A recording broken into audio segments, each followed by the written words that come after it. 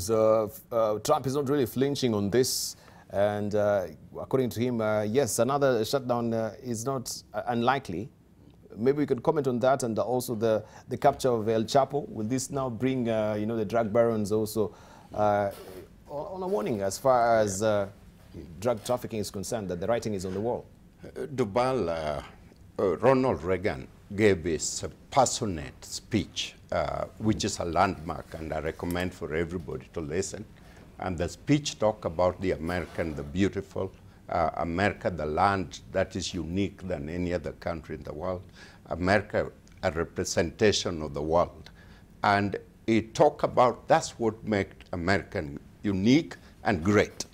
And this fellow, excuse me, is going right the opposite. He wants to build a wall.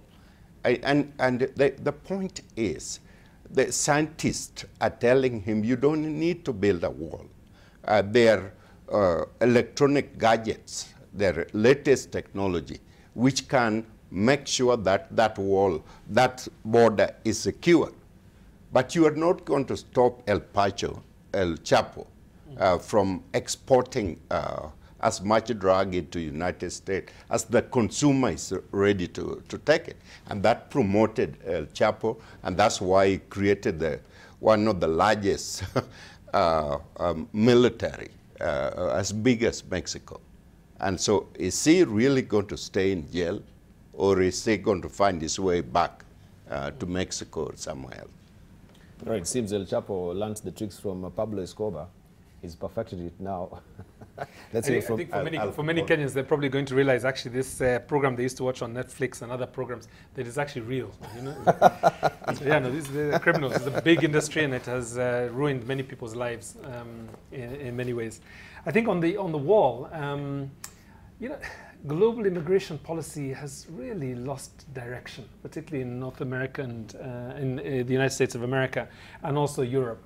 So besides the kind of examples that I gave, and Denmark is probably a very light example of immigration policies that actually criminalize and de-citizenize, if that is English, communities that attempt to flee from death and livelihoods that just don't work for them. Many countries are actually not only thinking about walls, but they're thinking about putting refugees on islands. I mean, if you look at the whole containment strategy around the Mediterranean and really making sure that migrants don't quite reach Europe, it's really an island mentality, that you create these places where you dump communities so that they don't interfere with the, if I can do this without being too controversial, the white Christian state that is allegedly still running many countries in the north. And I think for me, the question for Trump is really, if you are going to make this your legacy, this wall, if this is the one thing that we'll remember you for, it seems to be very high stakes, that it's such a big project, given the recession and given the amount of resources and the controversy in the country, that you would stake your legacy on this one big project. Mm-hmm. Right. Kisiangani. Oh, Khannenje, then Kisiangani. It takes someone with a very low IQ to actually think that building a big, beautiful, bad wall is going to prevent drugs from getting into the United States. This is half a trillion dollar industry.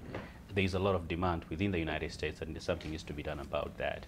Now, having said that, the capture and, of course, the prosecution of El Chapo is a message to a lot of drug lords out there. But it's also a message to us. Drug lords have captured a number of countries in Latin America, but they also have a lot of influence in our own countries. I think we should move more fiercely on that. Now, the final comment, asking Ilhan Omar, the first Somali congressman in the United States from the state of Minnesota. I think it's important we make a difference between accusing or at least criticizing lobby groups, because the so-called AIPAC that she was referring to, secular lobby group, is the most powerful by far lobby group in the United States, if not in the world. And it's partisan most of the time. It has a certain agenda.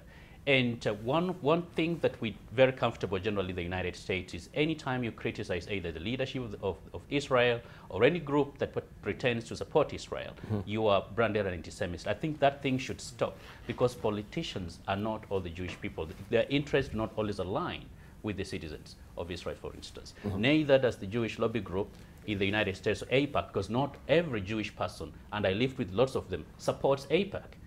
And so it is neither here or there, but I think what Trump is trying to do is take away attention from himself for failure in building the wall. Thank you. Finally, from Kisiangani. Yeah, I'm not an authority on U.S. matters, but I think broadly in terms of what Trump as a president and his policies and the implication, he's been inward-looking, America First policy, and I think this has had implications for the rest of the world, including Africa, where you have a retreat, especially in the democratic and human rights agenda, because it's about America first. They don't care about what is happening out there. So I think Trump and his policies probably may be good for, I don't know, certain sections which he's appealing to in the US, but I think he's been a bad president for the rest of the world.